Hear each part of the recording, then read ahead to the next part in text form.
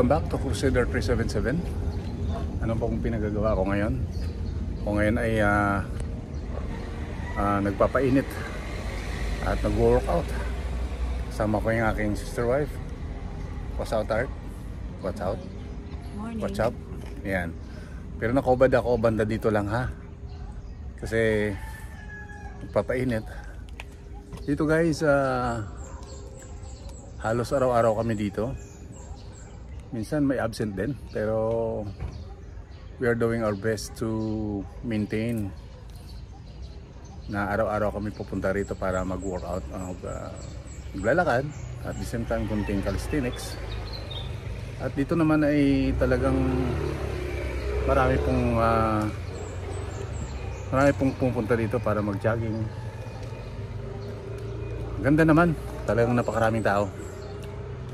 Time check ngayon kasi 7:11 na. Pero kung maaga pa like 7:30 or 6:30 or 5:30 simula 5:30 hanggang 7, talagang napakaraming tao dito. Ngayon nga mag-alas 7 na, maraming pa rin naglalakad. So abangan natin yung mga naglalakad dyan.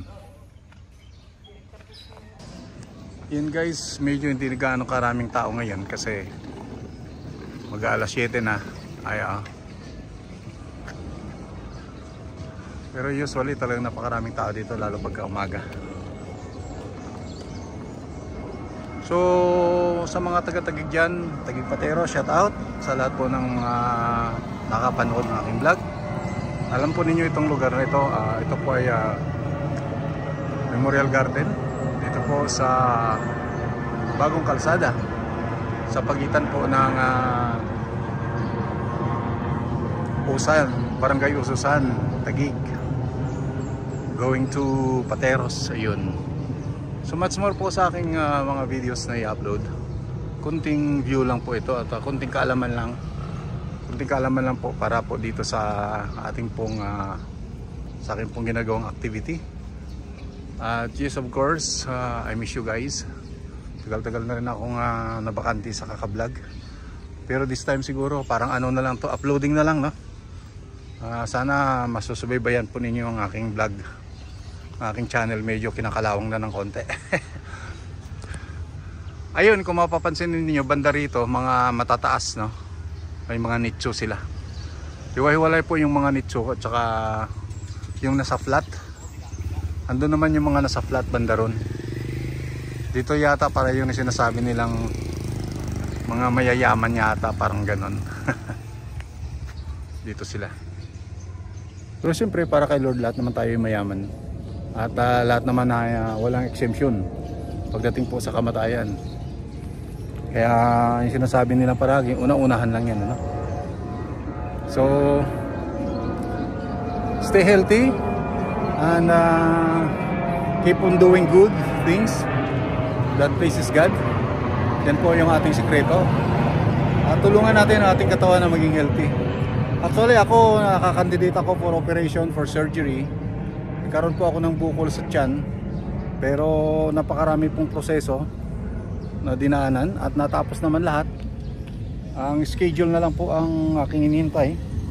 Kaya nga lang schedule naman ay lagi pong napapaatras at hindi po natutuloy yung surgery. So far healthy naman ako, wala naman akong naramdamang sakit. I don't know kung ano pong kalooban ng Panginoon, kung itutuloy ko po yung surgery o hindi. So much more on that, i-update ko kayo from time to time pag ako po ay natuloy sa surgery o hindi, para malaman po ninyo kung ano po yung status ni Crusader. Kaya pag-pray nyo rin ako na ma-heal dito, mawala po yung bukol sa akin dyan. Ano lang naman to, tubig lang daw ang laman at hindi po siya cancerous. But kailangan lang talagang tanggalin daw. Yun lang po yung advice ng doktor. So may mga karanasan dyan, no, na may bukol sa tiyan. Sa loob hindi sa labas. Yung nakakapa ng doktor. At malaki-laki na raw, 13 cm na raw yung laki. So far naman napapansin ko mukhang lumiliit naman. Lumalaki siya pagka kumakain ako ng marami, pagka kukunti din.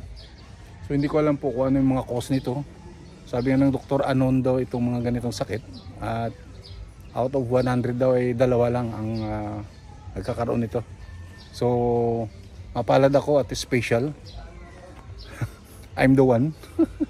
Praise God. Okay, so more on that. Shout out po sa ating pong mga mahal na taga-pagsubaybay. Sa ating pong team Mayor, Team Mukya, sa lahat po ng mga team na pinopromote po ninyo ang Crusader 377. Malaking bagay po sa akin yun. Sa ating pong mga kaibigan dyan sa taga Ala Maria Riyadh, sa mga trupa dyan, shout out sa inyo lahat. Of course, hindi ko na kayo isa-isahin, alam nyo na po kung sino kayo. Okay, so ayan, wala na muna akong ibang information na ibibigay sa inyo, kundi napakatahimik dito dahil puro patayo ng mga katabi ko. Hindi nakakapagsalita kaya hindi makakapag-shoutout. Sila na lang siya shoutout natin. Shoutout natin yung mga Espiritu Reyes Asuncion family. And of course, shoutout natin si Atty. Pelagio Aramda. Ayan po, yung mga patay po yan na sinashoutout ko. O tama na yan, baka ako ikalabitin dito. Sige, God bless everyone.